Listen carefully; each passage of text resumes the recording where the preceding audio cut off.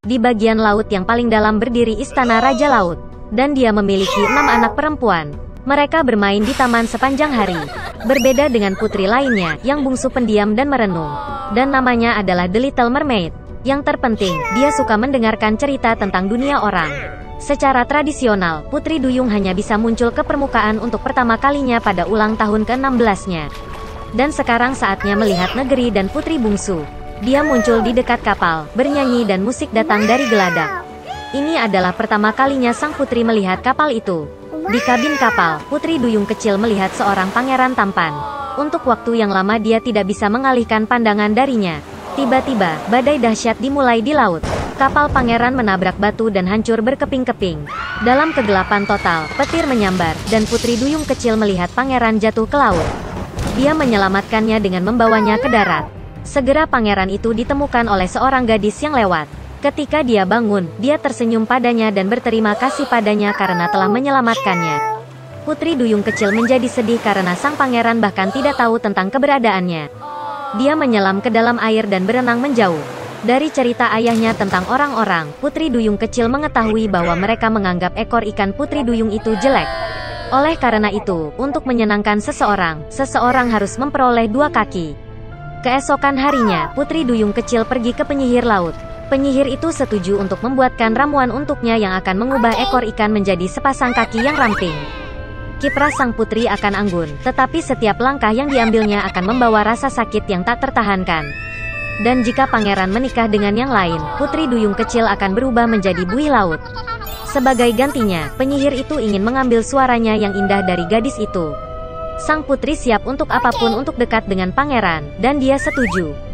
Setelah berlayar ke istana pangeran di malam hari, Putri Duyung kecil meminum minuman ajaib. Rasa sakit yang tajam melanda dirinya dan dia pingsan.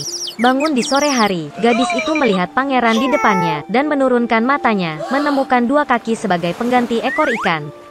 Pangeran mencoba mencari tahu siapa dia dan bagaimana dia bisa sampai di sini, tetapi Putri Duyung kecil tidak dapat berbicara. Meskipun gaya berjalannya yang lapang dan tariannya yang indah, dia merasakan sakit yang luar biasa di kakinya.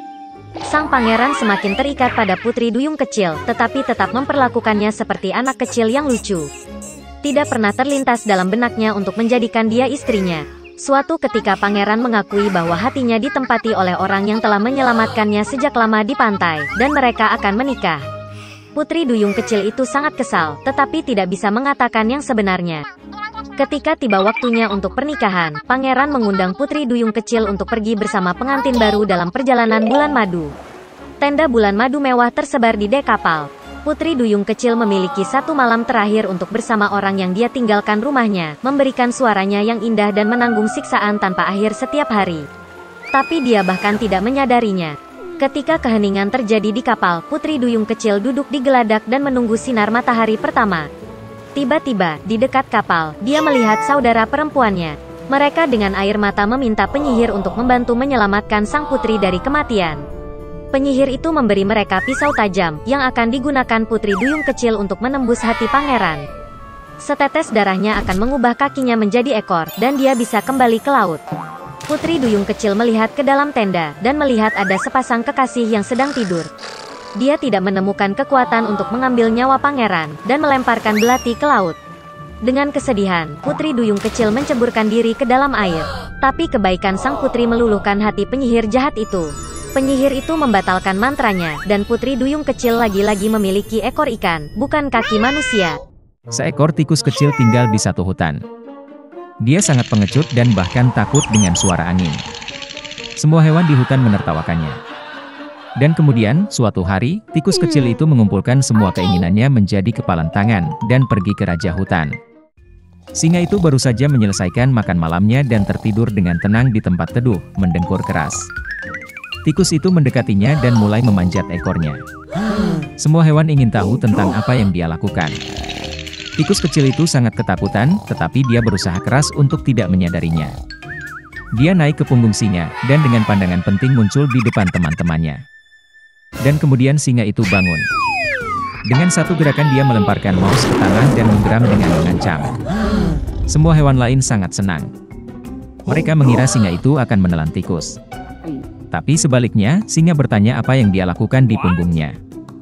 Mengumpulkan semua keinginannya menjadi kepalan tangan, tikus itu meminta Raja Hutan untuk membawanya di bawah sayapnya, sehingga dia tidak lagi takut pada siapapun atau apapun.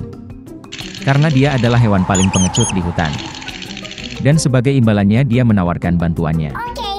Singa itu mendengarkan tikus itu dalam diam. Tetapi dia tidak dapat memahami bagaimana seekor tikus kecil dapat membantu seekor singa yang besar dan kuat. Awalnya dia tertawa, lalu dengan raungan keras mengusir pria kurang ajar itu. Tikus itu langsung lari, senang singa tidak mau memakannya. Semua hewan lain mengejarnya. Beberapa waktu telah berlalu. Singa itu kelaparan dan pergi berburu. Tapi dia tidak memperhatikan jebakan yang dipasang oleh para pemburu, dan jatuh ke dalamnya. Raja binatang buas tergantung di udara, terperangkap dalam jaring berburu. Dia mencoba keluar dari situ, tapi tidak bisa. Dan karena singa adalah raja hutan, dia tidak bisa memaksa dirinya untuk berteriak minta tolong. Selain itu, para pemburu bisa mendengarnya.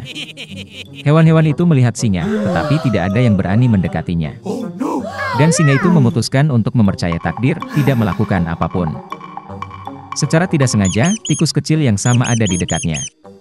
Melihat raja binatang buas di jala, dia memutuskan untuk membantunya. Tikus memanjat ekor panjang singa, dan ketika mencapai jaring, mulai menggerogotinya. Setelah beberapa waktu, segerombolan hewan berkumpul di dekat perangkap. Menarik bagi setiap orang untuk menyaksikan apa yang terjadi. Tiba-tiba, di suatu tempat yang jauh, teriakan para pemburu terdengar. Hewan-hewan itu menjadi sangat ketakutan dan melarikan diri ke hutan. Tapi tikus itu dengan keras kepala terus menggerogoti jaring. Akhirnya, jaring itu pecah dan singa itu melepaskan diri darinya. Tanpa berpikir dua kali, tikus itu naik ke punggungnya, dan mereka lari. Ketika singa sampai di guanya, dia meminta maaf kepada tikus itu. Dan dia berkata bahwa dia telah meremehkan hewan sekecil itu, memutuskan bahwa itu tidak akan berguna. Dan untuk fakta bahwa tikus kecil menyelamatkan nyawa raja binatang buas, sekarang dia tidak perlu lagi takut pada apapun atau siapapun. Mulai sekarang, singa membawanya ke bawah sayapnya. Semua hewan melihat apa yang terjadi, tertawa dan bertepuk tangan pada tikus pemberani. Sejak itu, singa dan tikus menjadi teman baik, dan kedamaian telah memerintah di hutan selamanya.